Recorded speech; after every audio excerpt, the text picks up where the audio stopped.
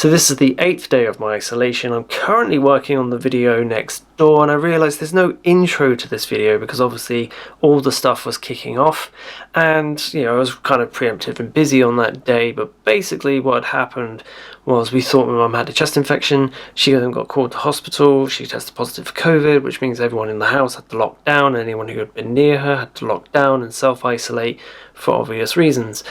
And so I decided to take it really super seriously, and I didn't want to call anyone in because I've seen what this actually does to you firsthand and up close and personal. And also it's kind of an interesting challenge to do per se, and also helps you clear out your cupboard and all that food that you have downstairs that you wouldn't normally eat. So yeah, we're gonna have fun with it. Just about to head into week 2 now.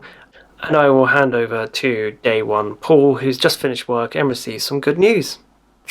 That is day 1 down. Mum is doing so much better because I phoned the hospital. She was able to talk to me on the phone, but not only that, she was able to complain about the lack of TV on the ward. And how on earth was she going to keep up with her EastEnders if she was on that ward? That is very British. That is a British mentality right there. Sod the near-death experience, sod the fact that you contracted one of the most deadliest diseases on the planet right now and you're in a really vulnerable age group and that's where you should be. How on earth am I going to keep up with my EastEnders, damn it? That is the most British complaint about COVID-19 I've heard so far. So number 1, I am taking my self-isolation very, very seriously. I know that, not accepting help from others and not allowing anyone in and kind of making a game and a challenge of it. But it's something that helps me cope in this time. It's really helped me cope just to be, focusing on this challenge that I've set myself of absolutely no help from the outside. We are in here for 2 weeks and that's what we're going to be doing. But the actual main priority is that I've been up close and personal to COVID via my mum and her having to go off to hospital, and it's horrid and I do not want to spread that to someone else. No, now I know that I am I could be a track and they've got me on track and trace and everything and I'm having to self-isolate. It is a definite no. We are not leaving this house. Well, actually there is, if it's on fire or there's a risk to my safety, then yes, you can leave. But other than that, no. Maybe to put the bin out on a Wednesday. That would probably be the highlight of this video. Taking the bin out. 2020, when the bin went out more than you did. Yeah, work have been brilliant about this. They've got a COVID care team. They phoned it in and they were really brilliant, really chatting to me, just making sure I'm okay. If I needed anything, they'd drop it round. And they did. They dropped around a big old stack of work. It was on the front door. And so I brought it in.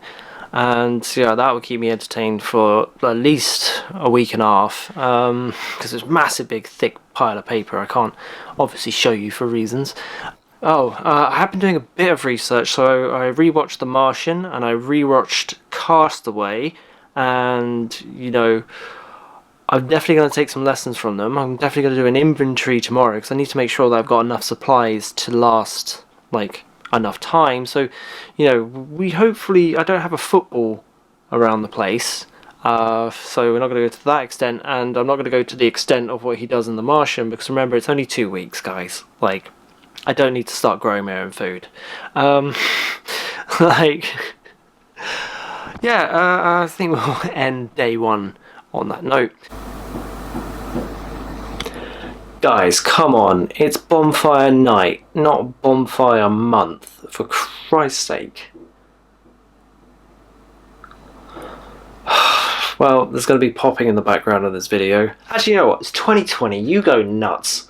Yeah, so I saw in the papers there were these idiots out protesting the lockdown on the same day that my mum gets taken into hospital with what we thought was a chest infection, but it turns out she unfortunately got COVID from somewhere, somehow. Obviously with COVID you don't know, it's invisible, anyone could have been responsible. So it's not about that, it's not about the blame game. Right now we need to focus on getting mum healthy and everything, but obviously found out today it's come down positive. I phoned her, she's doing much better. She's actually talking and a bit more with it, which is brilliant because when she left Like, honest to God, COVID-19 is real. I've been up close and personal to it. If you get it, and number one, it is real.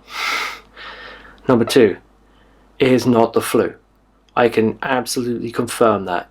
If you get this thing, you are going to be very, very ill. Like, scary ill. Like, I've never been so scared on the phone to 999 and being like, what the hell is happening? Just overnight, just turns, everything goes bad. And, you know, it all makes sense now with the test coming back positive, but then we just thought it was like a chest infection. She was refusing to go to hospital, so we thought, okay, fine. Me and the care team just kept an eye on it. But then, when it turned unconscious, straight off to St. Peter's, just shoo, off you go. And she's doing much better. Well, honestly, want to stress she's doing much better. I wouldn't be making this video if things weren't going in the right direction. The worst part is, I can't even go see her because they don't allow people on the COVID wards. I can only talk to her over the phone, and that is it. That is the worst bit. You can't even go and give flowers or chocolates or anything like that, or sneak in a KFC, and you can't do anything like that because you're not allowed on the wards. And after the first wave, I've learnt my lesson. I've got frozen milk in the freezer. I've got frozen bread in the freezer. And yeah, just even if I have to have tinned beans on toast for the next 2 weeks, I'd rather that and know I did my bit and I didn't spread the disease. I've just seen there are so many tins from when Donald Trump was elected in 2016 that I bought, and they're still there and they're still not being used. And I'm an only child as well, so that's going to play into a factor that I don't mind being on my own. Where some people out there I know would struggle. They would be talking to the wall, or maybe even talking to a camera to about 20 people. Yeah, I'm going to go now. So right, my tactic is to batch cook, do big things and have over 1-2 meals, therefore less effort, more reward, all that good stuff. So this is last night's leftovers. Gorgeous. Just gotta whack it in the microwave and I'll be ready for lunch with Zara. You're already late. So, I know I said I wasn't gonna leave the house, but it's bin day. Gotta go for it.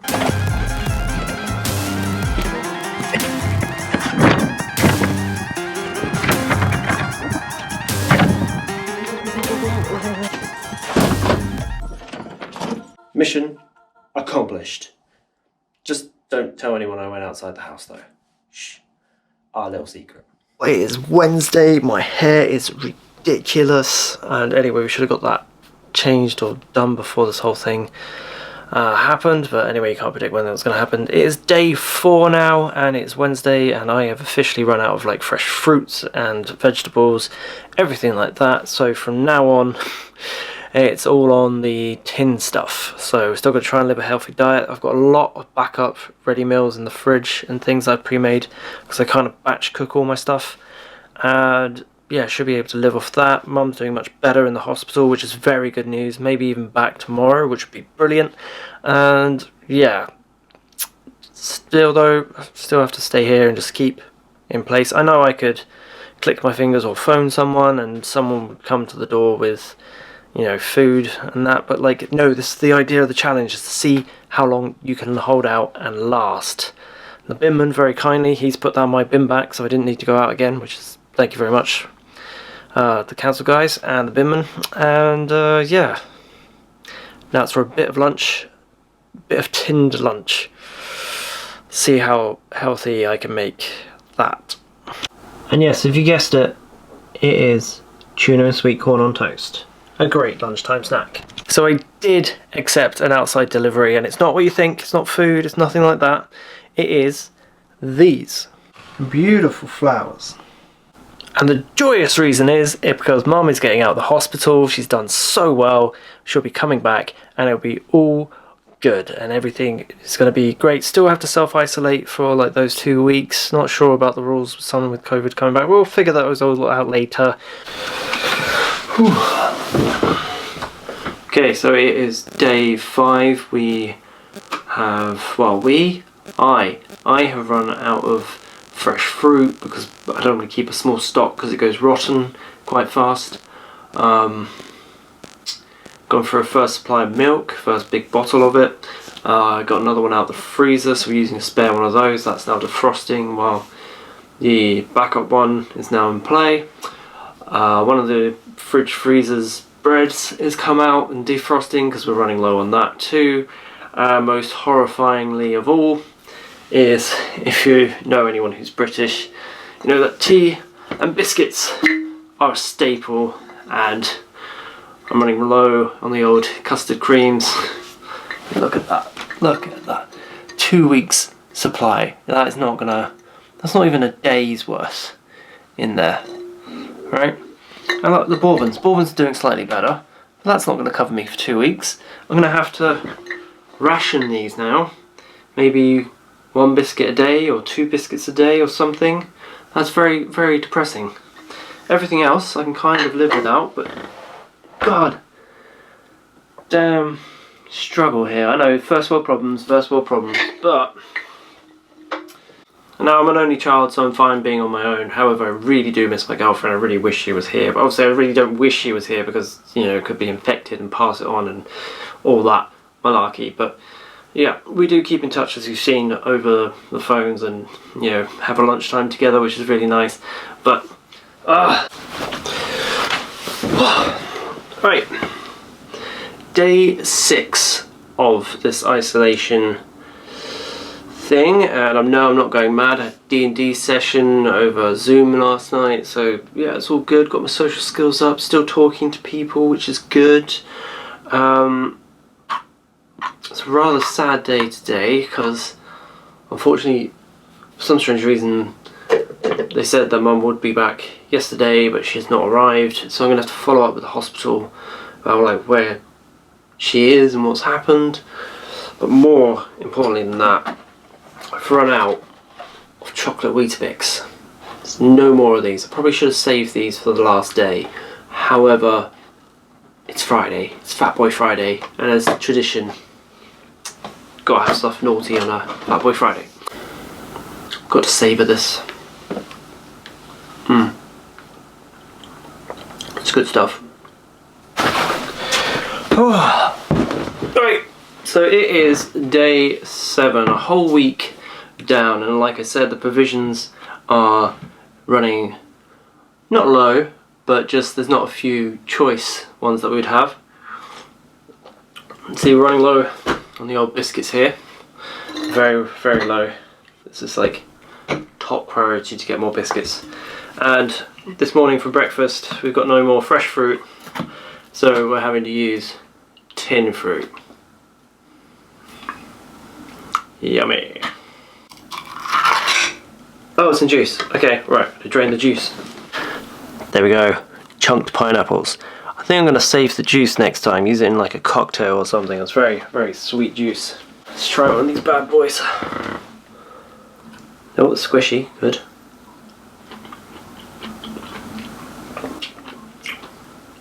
Yeah, tastes just like pineapple. Very sweet.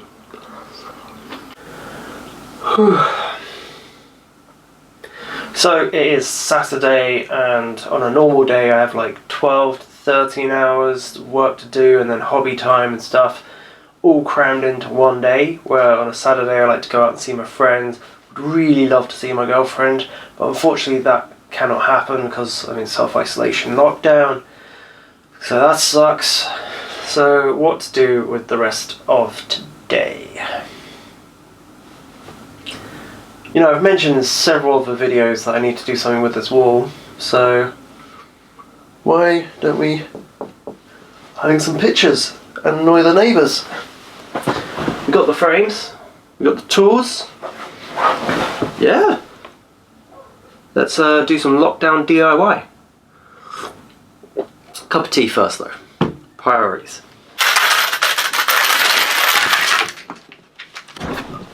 Voila! Okay, now I'm looking in the frame and I can really see it's not level, is it?